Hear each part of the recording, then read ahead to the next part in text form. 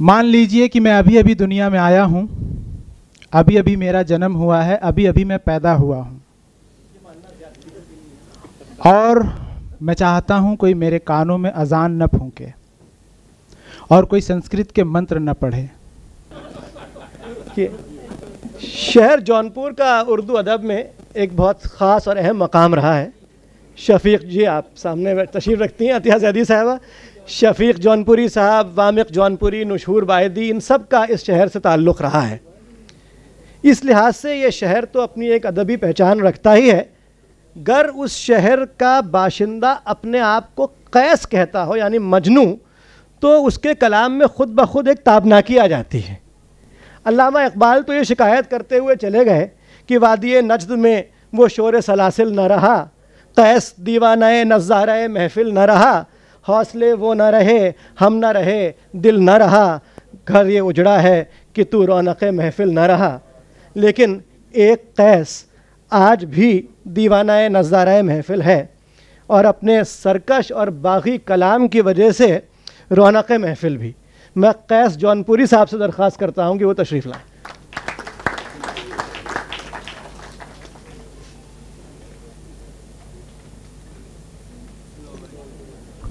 बहुत बहुत शुक्रिया।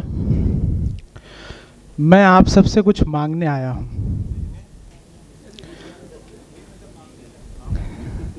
क्या मुझे इसकी आज़ादी मिलेगी? मान लीजिए कि मैं अभी अभी दुनिया में आया हूँ, अभी अभी मेरा जन्म हुआ है, अभी अभी मैं पैदा हुआ हूँ, और मैं चाहता हूँ कोई मेरे कानों में अजान न फूंके और कोई संस्कृत के मंत्र न पढ़े। रख दो मुझे खुली हवा में, सुनने दो बहती हवा, चिड़ियों की चहचहाहट। मेरे माथे से मत छुआओ गीता रामायण कुरान, सबसे पहले देख लेने दो मुझे खुला आसमान। क्या मुझे इसकी आज़ादी मिलेगी?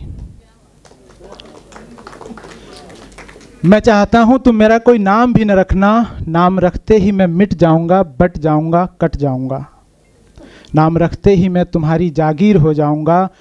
मैं पूरा का पूरा जैसा आया था वैसा ही रहना चाहता हूँ। मैं जो हूँ मुझे वही रहने देना, तुम मुझे झूठ मूठ की कोई पहचान न देना। क्या मुझे इसकी आज़ादी मिलेगी? मैं ये भी चाहता हूँ मुझे कोई किताब न दी जाए पढ़ने के लिए, तुम मेरा किसी स्कूल में नाम भी न लिखवाओ। मैं दुनिया को अपनी आँखों से देखना चाहता हूँ, अपने कदमों से चलना चाहता हूँ, थक जाऊँ तो बैठना चाहता हूँ। क्या मुझे इसकी आज़ादी मिलेगी? तुम मुझे कोई तरीके न सिखाओ, तुम मुझे कोई सलीके न बताओ। मैं अपने हाथ पैर अपनी समझ से हिलाना चाहता हूँ। मैं पंख लगाकर परिंदों की तरह उड़ जाना चाहता हूँ। क्या मुझे इसकी आज़ादी मिलेगी? मुझे ज़िंदा रहने के लिए मशीनों के सहारे मत छोड़ना। मेरे हाथों पैरों में बड़ी ताकत है, इन्हें मत तोड़ना। मैं जी लूँगा उसी कुदरत के भरोसे जिसने मुझे पेड़ पौधों और हवा को बनाया है, जिसने बिना किसी किताब के सबको जीना सिखाया है। मैं खा लूँगा हरी घास में मौजूद जड़ी बूटियाँ और ज़िंदा रहूँगा, तुम मेरी फ़िक्र मत करना। क्या मुझे इसकी आज़ादी मिलेगी? तुम मुझे अपने बने बनाए सांचे में मत ढालना, तुम मुझे रिश्तेदारों की उलझन में मत डालना। तुम मुझे जीने देना अपनी सांस के भरोसे, सांस लेना मैं सीख के आया हूँ। तुम्हारी दुनिया से जो लौट चुके हैं उन्होंने मुझे सब बताया है। तुमने परिंदों के पैर ज़मीन में गाड़ रखे हैं। परिंदे जो उड़ने के लिए बने हैं उनको पंख इसीलिए मिले हैं। क्या मुझे इसकी आज़ादी मिलेगी? शुक्रिया।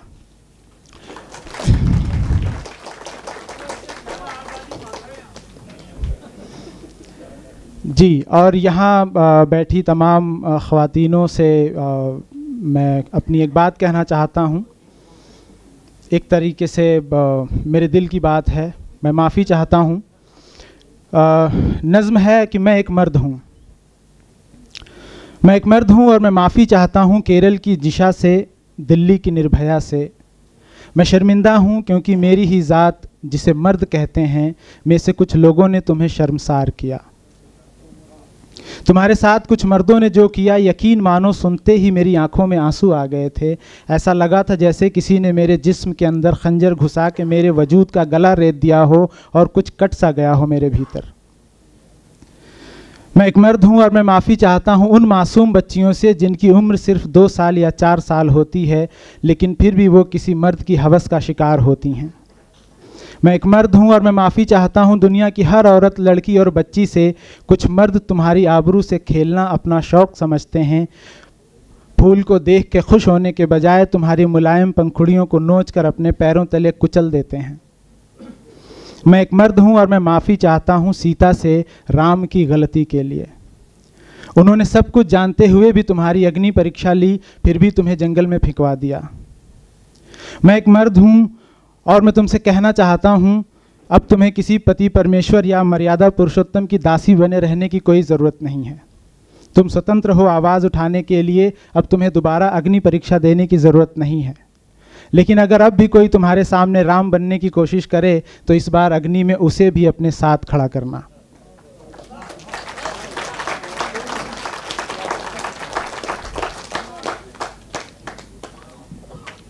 मैं एक मर्द हूं और मैं माफ़ी चाहता हूं द्रौपदी से। तुम्हारे 5 पति भी मर्द थे, लेकिन सब के सब कायर थे। उनकी आंखों के सामने ही तुम्हारे कपड़े तुम्हारे जिस्म से उतार लिए गए, तुम्हारे बाल पकड़ भरी सभा में तुम्हें घसीटा गया, मगर उन्होंने कुछ नहीं किया। मैं एक मर्द हूं और मैं कहना चाहता हूं अपनी बूबुओं, आपाओं, खालाओं से कि उतार के फेंक दो अपने ये बुर्के। इसमें तुम्हारी हिफाजत नहीं, गुलामी छिपी है। तुम्हारे बच्चे अनपढ़ बेकार भटक रहे हैं, घर से बाहर निकलो और काम पे लग जाओ। कब तक तुम्हारे बच्चे सऊदी के शेखों का जुल्म सहते रहेंगे? मैं एक मर्द हूं और तुमसे कहना चाहता हूं अपने आप को कम मत समझो। औरत और मर्द एक दूसरे की ज़रूरत हैं। हम दोनों बराबर हैं। हम दोनों के पास वही दिल है जो धड़कता है। मैं एक मर्द हूं और मैं तुम्हें अपने पीछे नहीं, अपने साथ खड़ी देखना चाहता हूं। मैं एक मर्द हूं और मैं माफ़ी चाहता हूं कि हम मर्दों ने धर्म और समाज के नाम पर जो बेड़ियां तुम्हारे पैरों में डाली हैं, वो बेड़ियां तुम्हें ही तोड़नी होंगी। मैं एक मर्द हूं और बहुत शर्मिंदा हूं कि हम मर्दों ने तुम पे बहुत जुल्म किया है। जो हक हमने तुम्हें अब तक नहीं दिया, तुम आगे बढ़ो और हमसे छीन लो। मैं एक मर्द हूं और तुम्हें यकीन दिलाता हूं कि जिस दिन तुम हिम्मत से अपने हक के लिए लड़ने लगोगी, हम मर्दों में इतनी हिम्मत नहीं कि तुम्हें रोक सकें। हमने तो बस तुम्हारी मासूमियत का गलत फ़ायदा उठाया है। हमने तुम्हें गुलाम बनाया और तुम बन भी गई। लेकिन सिर्फ दाल रोटी के लिए ये जुल्म कब तक सहती रहोगी? अपने आप को जानो, अपने आप को पहचानो। ऐशो आराम के नाम पर जो झुमके और कंगन हमने तुम्हें पहनाए हैं, सब उतार के फेंक दो। किसी सामान की तरह खुद को सजाकर बेचने की तुम्हें कोई ज़रूरत नहीं। मैं एक मर्द हूँ और मैं माफ़ी चाहता हूँ कि हम मर्दों ने तुम्हें खूबसूरत कहकर भी तुम्हारी ज़िंदगी इतनी बदसूरत बना दी है। शुक्रिया।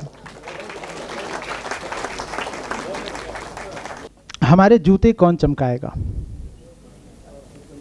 एक आदमी अपने हाथ गंदे करके आपके पैर चमकाता है, बदले में आप साहब वो मोची कहलाता है। ये दुनिया सदियों से यूं ही चल रही है। मजदूर जो अपने पसीने से आपकी तिजोरी सींचता है, गरीब का गरीब रह जाता है और आपके और उसके बीच का फासला बढ़ता चला जाता है। बच्चे जो बिना किसी वसीयत लिए पैदा होते हैं, पैदा होते ही उनका बही खाता सामने आता है। कुछ पे सोने की मुहर होती है बाप दादाओं की, कुछ की किस्मत में एक छत और 4 दीवारें भी नहीं होती। फिर हम उन्हें सिखाते हैं मेहनत करना, धर्म पे चलना, पाप से बचना। बच्चे जो आपकी आवाज़ सुन के सब सीखते हैं, कभी हरियाणवी तो कभी मलयाली बोलने लगते हैं। हमने इंसान को कभी इंसान होने ही नहीं दिया, कभी बिहारी तो कभी मल्लू। हमने दौलत की इतनी मोटी दीवार खींच दी है कि ये शायद इंसान मिट जाए, ये दीवार न मिटेगी और अपनी 4 बातूनी सहेलियों के बीच कमसिन सी एक लड़की ज़िंदगी भर प्यार को यूं ही तरसेगी। दुनिया में सब ढूंढ रहे हैं मगर किसी को मिल नहीं रही मोहब्बत कुछ इस तरह नज़रों से ओझल है। भरोसा तो अब किसी पे रहा नहीं। कोई मेरे लिए क्या कर सकता है, ज़िंदगी अब इस तराजू में तुलने लगी है। दाल रोटी के इंतज़ाम में मोहब्बत पीछे रह गई है। अब आशिक भी धंधे वाले हो गए हैं, क्योंकि महबूबा को जवानी से ज़्यादा बुढ़ापे की फ़िक्र है। अरमान किसी दस्तखत की काली कोठरी में पड़े सड़ रहे हैं। शादी के बाद मोहब्बत गुनाह हो गई है। धड़कता दिल अब भी फ़र्क नहीं कर पाता है और दाल रोटी देने वाले का चेहरा सामने आ जाता है। और वो चेहरा जो दिल के किसी कोने में हमारे साथ सिसकता है, वही चेहरा जो एक पल में रुला देता था और एक पल में ही हंसा भी देता था। वो चेहरा अमीरी गरीबी के दलदल में कहीं डूब जाता है और फिर हम उस पर मज़ारें बना देते हैं लैला मजनू की। और याद करते हैं किताबों में था कोई जिसने मोहब्बत भी की थी, हमें तो दाल रोटी से फुर्सत नहीं, ये दुनिया सदियों से यूं ही चल रही है। और हम नारे भी लगाते हैं ये भूल कर कि हमारी आवाज़ जो एक दिन मिट्टी में दब जानी है। फिर भी हम खुद को अच्छा बताते हैं, दूसरों को नीचा दिखाते हैं, क्योंकि सामने वाला भी अगर हमारे कंधे बराबर खड़ा हो गया तो हमारे जूते कौन चमकाएगा। शुक्रिया। मैंने खुदा को देखा है। आप सोच रहे होंगे कुरान में या मस्जिद की अजान में। नहीं, मैंने उसे कहीं और देखा है। अगर वो कुरान या अजान में होता तो अब तक सबको दिख क्या होता। मैंने उसे वहाँ देखा है जहाँ वो छुप के रहता है, जहाँ सबके कान नहीं पहुँचते, जहाँ सबकी आंखें नहीं पहुँचती। एक छोटी सी बच्ची की लंबी जम्हाई में, बिस्मिल्लाह खां की शहनाई में, उमर खयाम की रुबाई में, मजनू की तन्हाई में, लैला की दुहाई में। मैंने खुदा को देखा है एक नन्ही सी बच्ची की चमकीली चप्पल में, किसी के पैरों की खनकती पायल में, हुस्न के मारे किसी बेसुध घायल में। मैंने खुदा को देखा है मज़दूर की उम्मीद में, बच्चों की गहरी नींद में, छोटे बच्चों की ईद में। मैंने खुदा को देखा है ताज़ा ताज़ा खिले फूल की मुस्कुराहट में, छोटे बच्चों की खिलखिलाहट में, नन्हे कदमों की आहट में। मैंने खुदा को देखा है आरामदायक कपड़े में, छोटे बच्चों के झगड़े में, उछलते कूदते गाय के बछड़े में। मैंने खुदा को देखा है हवा से उड़ते बालों में, नन्हे बच्चों के सवालों में, मुलायम मुलायम गालों में, किसान के हाथ के छालों में, मकड़ी के बनाए जालों में, कत्थक नृत्य की तालों में, कश्मीर की नर्म शालों में, मसूर की रंगीन दालों में, भूखे बच्चों के सामने अचानक से आने वाली खाने से भरी थालों में। मैंने खुदा को देखा है ओस से भीगी घासों में, हरे हरे लंबे लंबे बांसों में, आशिक की चढ़ती सांसों में। मैंने खुदा को देखा है दिया रखे ताकों में, अमरूद की पतली शाखों में, महबूबा की झिझकती आँखों में। मैंने खुदा को देखा है आशिक की बहकती बातों में, किसी की याद में अकेले कटती जुगनू वाली रातों में, बारिश बचाते छातों में, दूध वाले दांतों में। मैंने खुदा को देखा है भागते हुए खरगोश में, नन्ही चींटी के जोश में, चाय के साथ खाने वाले तोश में, किसी हसीन बुर्का पोश में, महबूबा के चले जाने के बाद आने वाले होश में। मैंने खुदा को देखा है इजहार मोहब्बत की शर्म में, वो भी मुझे चाहती होगी कि भरम में, बारिश के साथ पकौड़े गरम गरम में, दो गुलाबी होंठ नरम में। मैंने खुदा को देखा है सुबह से पहले भोर में, सूफ़ी गानों के शोर में, छाई घटा घनघोर में, थके हुए चोर में। मैंने खुदा को देखा है दूर समंदर के न दिखने वाले छोर में, मोटे पेड़ों को भी झुका देने वाली आंधी के झकझोर में, नाचते हुए मोर में। मैंने खुदा को देखा है दो अजनबियों को पास लाने वाली डोर में, महबूबा के जिस्म पे टहलने वाली उंगलियों के पोर में, महबूबा के होंठ चूमने के लिए लगने वाले ज़ोर में। मैंने खुदा को देखा है कोयल के विलाप में, दो प्रेमियों के मिलाप में, नुसरत फ़तेह अली ख़ान के अलाप में। मैंने खुदा को देखा है सर्दी के लिहाफ में, नर्म तकिए के गिलाफ में, अचानक चूमे जाने पर महबूबा की नज़र खिलाफ में। मैंने खुदा को देखा है गेहूं के दानों में, पंछियों के गानों में, बिना बाली के कानों में। मैंने खुदा को देखा है मोहब्बत के आगाज़ में, दो आँखों के बीच छुपे राज में, सारंगी के साज में, ए आर रहमान की आवाज़ में, बच्चों की तरक्की पे माँ को होने वाले नाज में।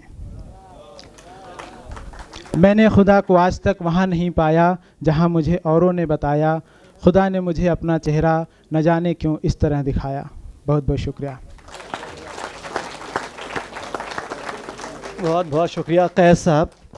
जब कैस अपनी वो नज़म पढ़ रहे थे कि मर्दों से मर्द हो के जो माफ़ी वो मांग रहे, तो मुझे याद आ रहा था कि एक उर्दू में एक तो देखिए साहब क्रिटिसिज्म जो है ना, लिटरेरी क्रिटिसिज्म, वो कोई बहुत ख़ास, बहुत क्लिनिकल लिटरेरी क्रिटिसिज्म नहीं है जैसा अंग्रेज़ी में है। उसकी वजह ये है कि उर्दू में लिहाज बहुत है। तो लेकिन जिन लोगों ने क्रिटिसिज्म किया है, उर्दू क्रिटिक्स जो हैं, मिसाल के तौर पे मजनू गोरखपुरी या आले अहमद सरूर साहब वग़ैरह, तो तरक्की पसंद शोरा जिन्होंने जो है सफ़े के सफ़े भर डाले विमेंस लिबरेशन जिसकी ये बात कर रहे थे, इस तरह के मौज़ूआत पे, उसमें एक क्रिटिसिज्म ये भी है साहब कि इन लोगों ने लिखा, उस वक्त ये सब लिखना भी बहुत बड़ी बात थी। जैसे तो तेरे माथे पे ये आंचल बहुत ही खूब है, लेकिन तू इस आंचल से एक परचम बना लेती तो अच्छा था, या कैफ़ी साहब की उठ मेरी जान मेरे साथ ही चलना है तुझे, उस वक्त ये लिखना भी बहुत बड़ी बात थी। लेकिन कुछ क्रिटिक्स का ये ख्याल है कि इन शोरा ने इसके साथ साथ वो हुदूद भी तय कर दी जिसमें औरत को लिबरेट होना है। सिर्फ साहिर कहते हैं कि एक वाहिद एक्सेप्शन था इसका, जब साहिर फरमाते हैं कि मैं समझता हूँ तक़द्दुस को तमद्दुन का फ़रेब, तुम रसूमात को ईमान बनाती क्यों हो। बहरहाल बहुत बहुत शुक्रिया कैस साहब आपका।